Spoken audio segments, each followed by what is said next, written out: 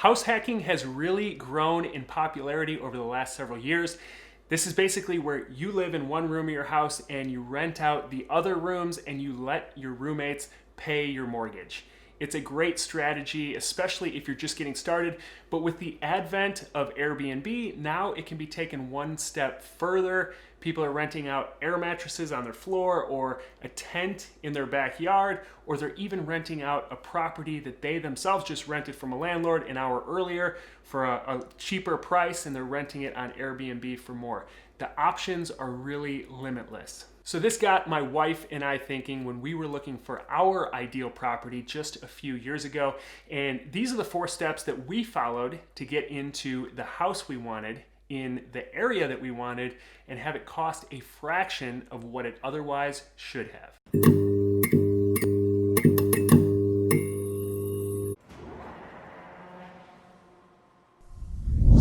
I'm Kirby Atwell from Living Off Rentals, where we believe high quality rental properties are the best investment a person can make. So my wife and I always loved the idea of living out in the woods somewhere, and we also wanted to live on a body of water. So as you can imagine, with us both working in the city of Chicago, this didn't seem like a viable option until eventually we discovered where we live now, Northwest Indiana. There's all these little beachside communities dotted along the southern tip of Lake Michigan, and they're kind of tucked back in the woods, so it's kind of the best of both worlds, and it's only an hour drive to the city of Chicago. The only problem was that anything on the water tucked back in the woods had a price tag of $1 million plus.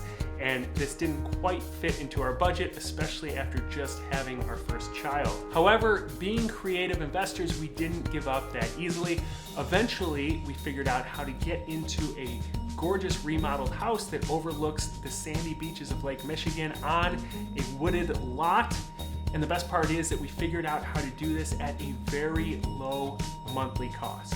So let me share with you the 4 steps we followed to make this happen. So step number 1, we found the ugliest house on the stretch of beach where we were looking. This house has great bones and lots of potential, but it came fully equipped with green shag carpet and wood paneling and the smell to match what you're picturing. So step number 2 is that we negotiated a great deal. We weren't just looking for any ugly house. We were targeting houses that have been sitting on the market for 6 months, 12 months, 18 months. And this particular house had been sitting for about 18 months. And on top of that, it was vacant. So houses that have been sitting for a long time, obviously the seller is going to get more motivated, especially if the house is vacant, because they're probably living somewhere else and now they're paying 2 mortgages. So this individual that owned the house, they'd inherited the property, they really were ready to let it go. They knew it wasn't worth what they were asking, which is why they hadn't got an offer at what they were asking for the last 18 months. So we wrote them a letter and we told them what we were planning to do with their family's house that they had inherited. And they liked the idea, they liked the concept. So they took our offer, which was about half of what surrounding fully rehabbed houses were selling for. Just a quick side note, the key to a really great fixer-upper is that it's in a really desirable area. The cost of flooring or a faucet or appliances, whether you put it in a house in a really nice area or whether you put it in a house in a so-so area, is going to be about the same.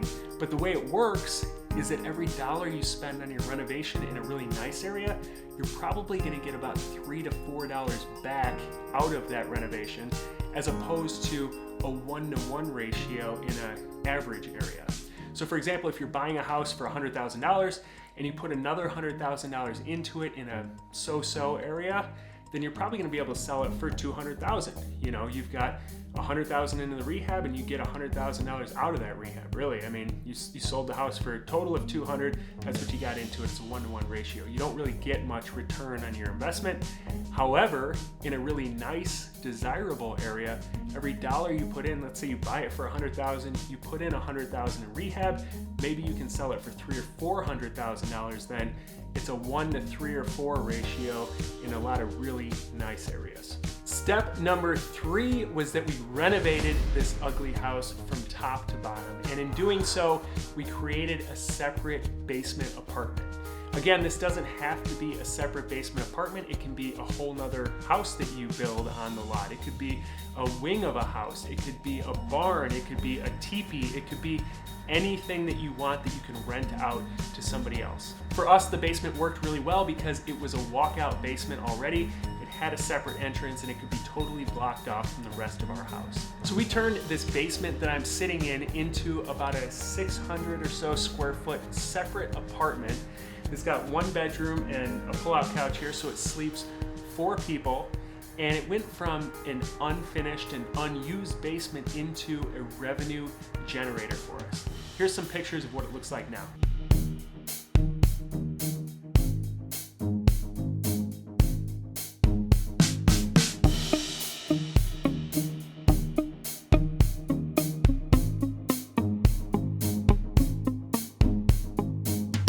Step number 4 is that we rented out the basement. So we listed this apartment on Airbnb, and to our amazement, it rented out almost every single day during the warmer months over the past few summers. And this was enough to pay for about half of our mortgage. In full transparency, we didn't rent it out this summer because we actually listed our house to sell. We're gonna move to a house with more land, and we're gonna do this on a larger scale with more units. And also, we're gonna give my farmer wife the opportunity to have some goats and chickens, but that's a story for another video. Look, the bottom line is that it is possible to get a little creative and live in your dream home for almost free, or free in some people's case, and it's much more attainable than most people think. So if you want to do this, I would recommend starting to research on Airbnbs what other properties are renting for in the area where you want to live, and then search for really crappy properties in that area that you can customize into a really cool house for you to live in and a really cool rental for your guests. So hopefully this video has been enlightening for you, and if you are excited to do this, I'd love to hear about it in the comments below. Also, if you like this video, give it a thumbs up. You can also join our Facebook group and continue the conversation or ask any questions that you have there. Also, check out one of our other suggested videos here and hit the subscribe button so you know when future videos are released. We release them on a weekly basis. I will see you in the next video.